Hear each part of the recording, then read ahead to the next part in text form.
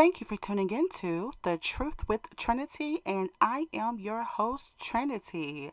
So, today is September 12th. It's Sunday, and it's still in the morning time. I wanted to say good morning or afternoon, wherever you may be.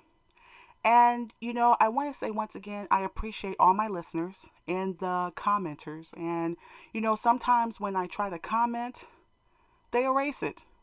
Okay, so I'm like, what better way to respond to my beloved listeners than just to get on here and make another episode to address the comments that were left, and hopefully in the near future I can have something where there's a Q&A, some type of online phone, actual live, but that's in the making. Okay, so I wanted to address the first brother. I want to say thank you for your comments, and I'm going to paraphrase what he said, so it's not word from word. He was saying, he would like to have been included in on the birth of his child, the choice of it. He was saying that, black men or men in general don't have control over whether a woman gets pregnant. They don't have birth control, so they hold less than 50% of the responsibility. Okay, so I wanted to answer this question. Um, okay, so I'm going to say this because on average, black men were taught to look at the sexual aspects of a woman, okay, and to solely concentrate on sex, okay, above money, education, how to obtain land, rank, and position. Okay, so black men were more so taught to react to a woman's body versus to think and critically think first. And I'm not saying that it's not in a man's nature to look at a woman and say, "Oh my gosh, I'm sexually aroused." So I'm not saying that, but I think they more so do it without thinking about the consequences on how it's going to affect their life. More so than other races of men have been taught more discipline. Um, Also, other men have sex drives. They have sex drives, but they were taught the discipline to value money, power, and prestige over ejaculating in women. Okay? Um, they were taught, for example, so when we talk about other races of men, like for example, I'd sure like to have unprotected sex with all three of these women. Yes. But these women could possibly drain my IRA account, sue me, and drain my inheritance, bank account, assets, and portfolios, and ruin my career and life. Oh no, I better not do that. So I'm not saying that within other races of men, that there are men who don't think, teenage pregnancies with boys and things of that nature, but it's a higher percentage in the African American community, whereas the black man was more so taught that he didn't have land, he didn't have accounts, or that nothing was in his control. So he's powerless, is what he's been taught. So he shouldn't worry about marrying a wife to have unprotected sex with. He shouldn't worry about that, because that's who you should have unprotected sex with, even if you're having sex with, I guess, other women, according to men anyway. And how to protect his money through controlling where his sperm lands. Okay, so like I said, it's in a man's nature to, find other women attractive, but I think more so other races of men have been taught maybe by their fathers, how to control, who they get pregnant, because of how much it affects their finances and money versus, black men have been taught to look at a woman as being sexy, don't think at all, and just get aroused, and that's it, and ejaculate, and he doesn't need to worry about if child support's coming after him because he didn't have any bank accounts and IRAs, and he didn't have thousands of dollars in his account anyway, so he didn't care about whether it ruined other women's life and if those women were going to come back and ruin his life. So those things, I think, so I think in those aspects, at one aspect, yes, women have more of a responsibility to keep their legs closed, and to make sure that they're not getting pregnant by a man that is not interested for marriage.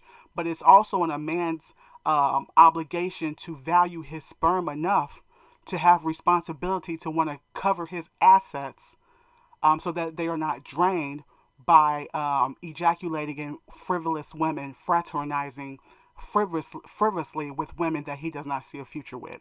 So I hope that answers your question. And once again, thank you, for your comment. And so I got number two. I got the second commenter. This is a brother. Once again, I'm going to paraphrase. He went on to say that that I may think, that I mean well for black men, but that I still speak from a feminist sisterhood point of view. He also went on to say that there are more black single mothers than there are black single fathers. So I'm guessing he's driving this into the point of black women being more responsible because there's more black single women. And I'm like, let's go over a couple more facts before we just say that. First off, I would like to say yes, I mean very well for not only black men, but for black people overall. I care for my people and would like to see us stand as a nation again. And yes, also I do speak on behalf of the black woman and her plight.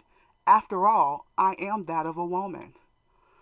Furthermore, your rebuttal to one of my episodes is that there are more single black mothers than black men, and so therefore black women are solely responsible, okay? When the truth is that when you consider or factor in the homicide death rate of black men, okay, so black men that are killing each other, okay, suicide, homosexuality, and incarcerated black men who never procreated, not to mention the general ratio of 11 women to one man, which is to the reason why there are more single black mothers than there are single black fathers. After all, black women are statistically known to mate within their race of men. So, yeah, you can say that, there are more black single mothers. There's 11 women to one man. A lot of our men are in jail. A lot of our men are dead. A lot of our men are homosexual, so they're not procreating. I'm not saying all incarcerated men don't have kids, but just look at a lot of the percentage of those that do, that are in jail that don't have kids or have been in there so long, maybe from age 13 or 14 and didn't even get a chance to have kids. And he's got a 25 to 30 year sentence. Yeah, so yeah, there are a lot more single black women than men, and I really discourage the black man once again from using the feminist movement to shirk his duty and responsibility and obligation as a man.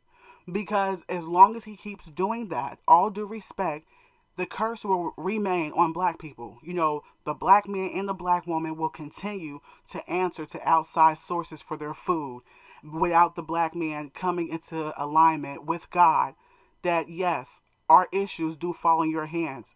If other races of women can come to their men without their men calling them crazy and delusional, why is it different with black women and when we come to our black men? Why are we being called, crazy and delusional? Which comes into my topic, because I'm going to throw a topic in there, which is the spiritual castration of the modern day black man. I'm like, I might as well throw another episode in here, right? So I wanted to say the definition of castration, okay? Castration is the removal of the testicles of a male animal or a man. And if I didn't say it before, I just wanted to thank my second commenter. I thank you for your comment, okay? But let me continue, though. So the castration is the removal of testicles, okay, from a man or an animal. So we're talking about the black man here. We're not talking about animals. We're talking about the black man. Castration was done if black men were accused of flirting or making advances toward white women. Okay, so this is one of the reasons why castration took place. And I'm going somewhere with this.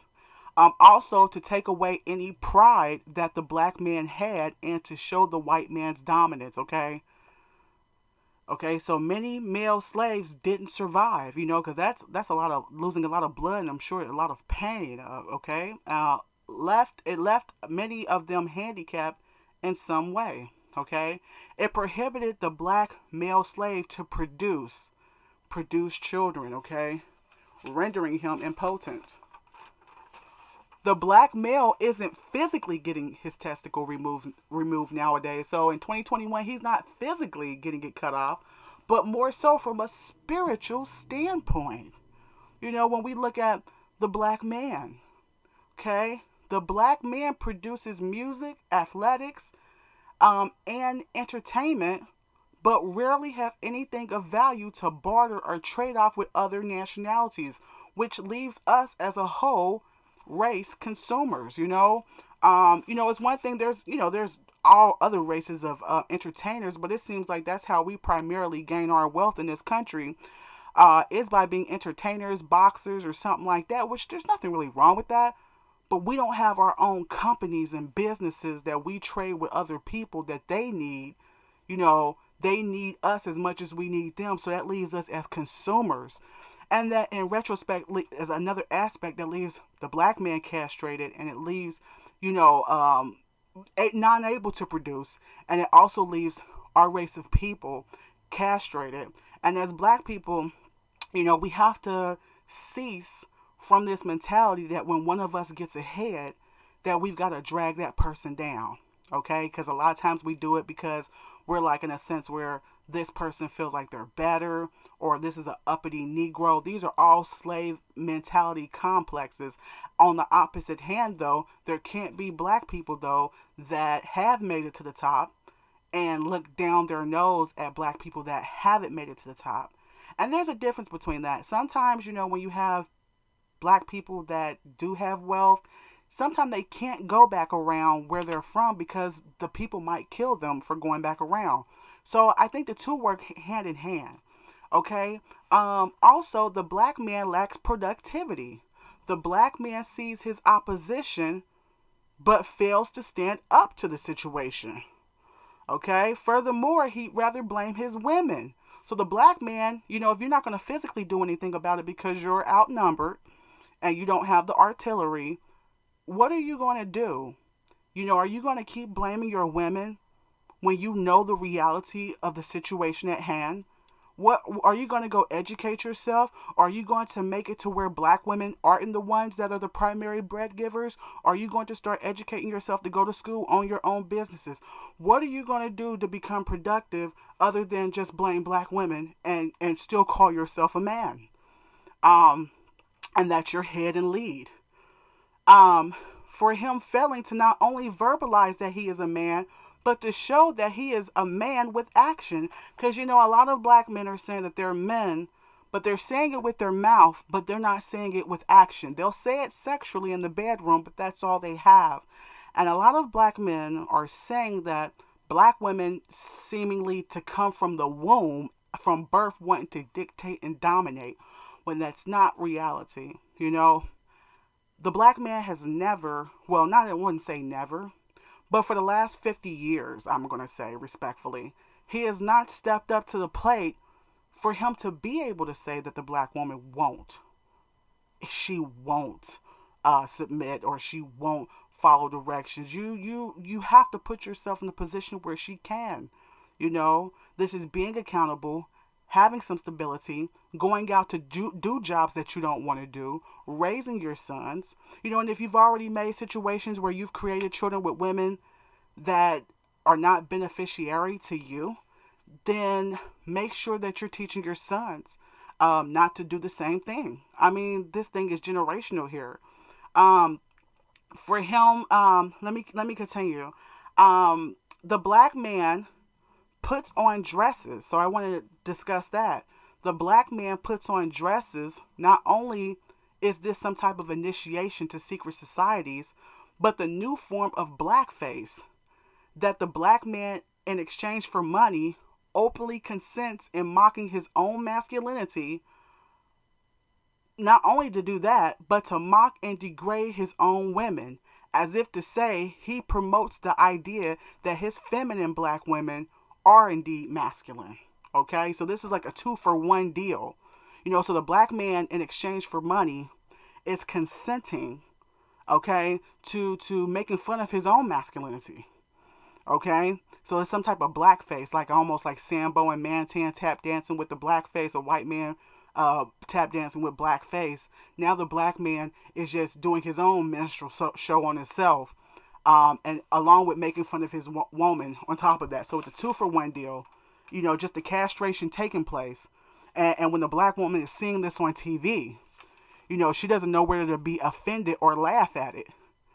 Subconsciously she's offended, but on the outside she's laughing at it because it's looking funny. What we're taught to perceive as funny, and we can say that other races of men put on dresses, but none more so on a high percentage rate than the black man is paid to do so.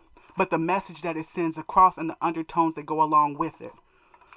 Also, the black man's life is shifted from one reality to the next. Okay? So this is a part of him feeling like he should live for today and not for tomorrow. This is the same mentality that's got the black man not caring about his generations that happen after him. The mentality that we need as women in our men. They need to be able to worry about more than just today. And I understand that the black man feels like his life is on the line, and that's so it is. It is on the line, okay? But as black people, we got to find a way to work around the blocks that are before us.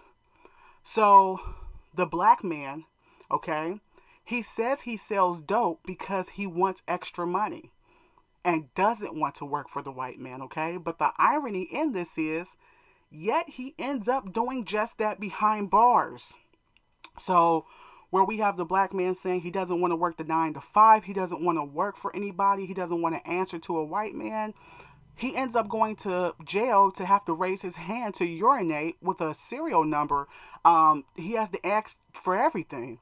He says he doesn't care for the hourly wage. Okay, he said he doesn't care for the hourly wage that are a lot of these jobs, but yet he goes to jail and I don't know, he makes what, 4 cents an hour. So look at the irony in that. It's better just to go ahead and be there to be able to take care of your family and raise your kids than to go ahead and pick America's cotton, okay? And when we talk about America's cotton, we're talking about selling dope, okay? And that's keeping the black man on the plantation, okay? So, okay, another thing is he has yet to figure out that you must play the game, or his game, until you can get where you need to be without selling your soul, okay? So I'm not saying that you need to play the game to sell your soul, but if you need to work that job you don't want to work, until you can raise up the ladder to get your own business, if you don't want to work for someone, do it the clean way. Understand, our young black men need to understand you can't get a criminal record.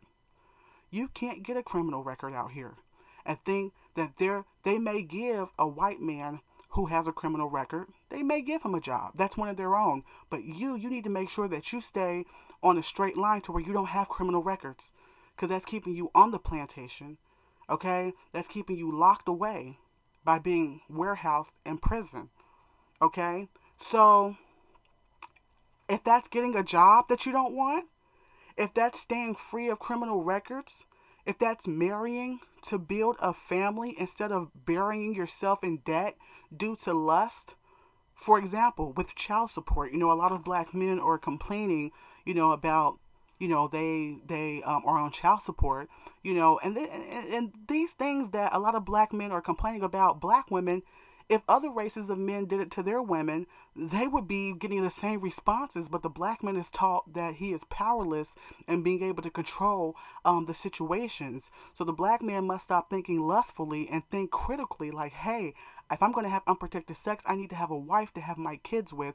So if I am spending money on kids, it's my wife and children, not just random women that are spending the money however they want to spend it and dragging you back and forth to court.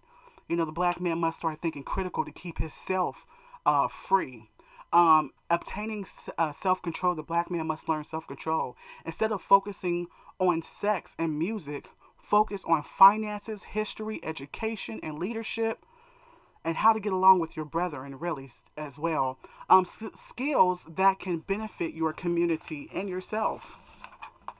Bottom line is that if the black man does not wake up and take back control over his own reality and destiny, then his women and children will die right alongside of him. Okay? So I'm going to do a recap. The black man can learn how to value his education. So our little boys, not just our little girls, but our little boys need to be heavily influenced to do their schoolwork. They must reject rap lyrics. I hate to say this, but that's great that a lot of black men and women are making money out here, and there's no hate against that. But if our black celebrities don't have enough respect to reject certain money amounts to make certain material that they know are going to saturate and infiltrate the minds of our young black men and women, and that are going to brainwash them, okay? If they don't have enough respect to make better lyrics, then it is time for our young black boys, and I've already talked about our young black girls, not even knowing who their names are, not even knowing who they are, let alone their lyrics, because it's brainwashing them in this cycle. Okay, discourage your sons from dealing drugs. Before having children, develop yourself. So if you want to go sleep with a lot of women, go sleep with a lot of women. If you want to go get drunk, go get drunk. After you play around, make sure you go educate yourself though. Make sure that you cut all that out, get sober, and get yourself prepared to have a family. Because what we have is we have a lot of black men. They're not taught these things. They're taught that they can just go around the house shouting and screaming at a woman and hitting her upside her head and dictating to her orders, and that this is all that a man does. So they see other races of men have this authority over their homes, but they're not understanding that they're refusing the main part of why their women are submissive to them.